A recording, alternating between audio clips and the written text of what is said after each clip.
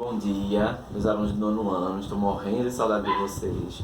Espero que a gente estejamos juntos breve, tá bom? O assunto de hoje de história é a Revolução Russa. Eu pedi para vocês fazerem uma leitura do capítulo da Revolução Russa. É um assunto muito grande, muito vasto. Eu fiz apenas um resumo, nem vai dar para falar tudo, porque senão o vídeo fica muito longo, fica muito cansativo.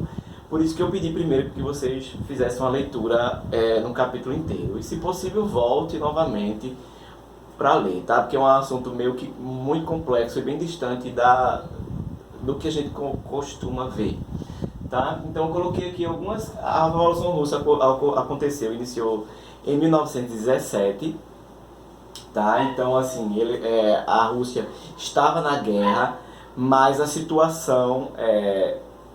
digamos que a situação ela não deveria estar na guerra, porque a situação do seu país era meio que precário, tá? Então eu coloquei assim algumas coisas. O que é que estava acontecendo, as causas para essa revolução iniciar? Coloquei aqui primeiro a tirania do czarismo. O czar era o líder da Rússia, Então ele tinha esse título de czar. Um dos mais famosos foi o Nicolau II, Então ele tinha esse título. Por exemplo, no Egito a gente tinha um faraó, O que mais? Em Roma a gente tinha um imperador, outros lugares a gente tinha um rei, e a gente tem aqui no Brasil o presidente. Então o líder lá era o czar. E existia uma crueldade muito grande, era um sistema muito tirano, tá? Muito tirano. Outra coisa, existia um despotismo da aristocracia. O que é isso? É um abuso de poder dos mais ricos, visto que a população russa no início do século XX, ela era quase que camponesa, era uma população quase que miserável, Então existia um abuso de poder pela aristocracia, pelos líderes, pelos mais ricos. A condição era de semi-servidão dos camponeses, ou seja, precária. Então os camponeses eram quase que servos de seus senhores, quase que servos, ou seja, não recebiam quase nada, era quase que um trabalho escravo. A diferença é que o trabalho escravo ele não tem salário, a semi-servidão também não tem salário, o salário é muito baixo, então a condição é péssima. Então existia também, isso também é uma das causas. Existia uma extrema corrupção, abuso de poder, coisas erradas, roubo, tá? O luxo dos czares, ou seja, os líderes viviam no luxo, enquanto o povo vivia na miséria. Outra causa, então não dava para, minha gente, não dava para viver assim. Então, se hoje em dia a gente vivesse, a gente sabe que a população é muito pobre, mas se a gente visse a maioria dos nossos líderes vivendo no luxo e tal, explorando o nosso trabalho, e a gente cada vez mais passando fome e tal, talvez a gente também vivesse essa revolução. O absolutismo, lembra do absolutismo que a gente aprendeu no 8º ano, que é o poder, não sei se foi no 8º, acho que foi, que é o poder absoluto. O rei é quem manda, o czar é quem manda e ninguém pode contestar. A base da economia era agrícola, A maioria da população era camponesa. E a base da economia era agrícola. A maior parte da população era rural, vivia na zona rural. Aconteceram desastrosas derrotas militares. A inflação era muito grande, o preço das coisas era muito alto, existia uma grande escassez de alimentos, porque só os ricos que detinham mais poder. E sem falar que a Rússia estava na Primeira Guerra.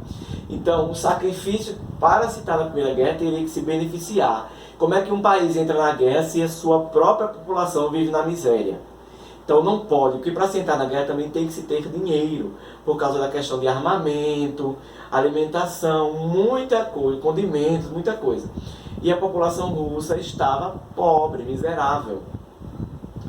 E isso também conformava a população e pedia que a Rússia saísse da guerra, mas durante muito tempo ela continuou e a população miserável, de forma miserável. Aconteceram algumas mudanças. O czar da época, Nicolau II, respondia às manifestações do povo. Existiu uma marcha, que a gente chama de Domingo Sangrento, onde o povo rural, o povo mais marchou até a praça principal da Rússia, lá em Moscou. E muita gente foi morta, né? O rei, o czar, ordenou que fosse massacrado todo mundo. Por isso que é o nome de Domingo Sangrento, que aconteceu em 1905. Isso é como se fosse um boom para essa guerra, né? Além da população miserável, a população marcha em busca de... É como se fosse um protesto, né? Em busca de melhorias de vida, impostos mais baixos, igualdade. E o que é que César faz? Ele manda matar todo mundo. Então a maioria foi dizimada nesse massacre lá na praça, em frente ao Palácio do Inverno, em Moscou, né, que é um cartão postal da Rússia hoje, chamado de Domingo Sangrento, em 1905. Então isso é um boom, um pontapé inicial para se formar diversos partidos que, como é que posso dizer, transitavam e circulavam pelo poder da Rússia, para poder conseguir que a Rússia voltasse, fosse um país mais democrático e tal. Daí a ideia do socialismo e do comunismo. Aí eu coloquei ali dois partidos bem famosos, são os mencheviques, que era composto pela minoria, e desejava introduzir o socialismo, né, onde o Estado devia intervir na vida do povo, dar sustento, melhoria. Então os mencheviques defendiam essa ideologia socialista, de que o Estado deveria colaborar para que a vida da população melhorasse.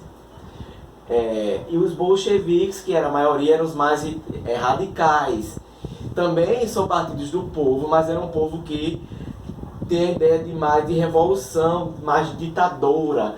Nem que seja na pressão a gente vai conseguir, nem que seja na porrada, na guerra, enfim. Por isso que era um partido mais radical. E esses foram sempre transitando. Então a gente tem muitos representantes desses dois partidos. A gente tem Stalin, a gente tem Lenin, grandes ditadores que entraram nessa revolução e fizeram muitas modificações na Rússia, boas e ruins também. Aí aqui eu coloquei a revolução em si, né, algumas coisas depois de tudo isso. O início da revolução em 1917, que foi devido a uma crise iniciou com a crise social, a criação de partidos, a renúncia do próprio czar, próprio rei, a revolução pelos mencheviques que fizeram para escolher seu líder, cada um tinha ideia diferente, a revolução pelos bolcheviques e a introdução do comunismo na Rússia. Tá, meus amores? Então eu fiz aqui um breve resumo desse assunto que é muito longo, então espero que vocês tenham gostado.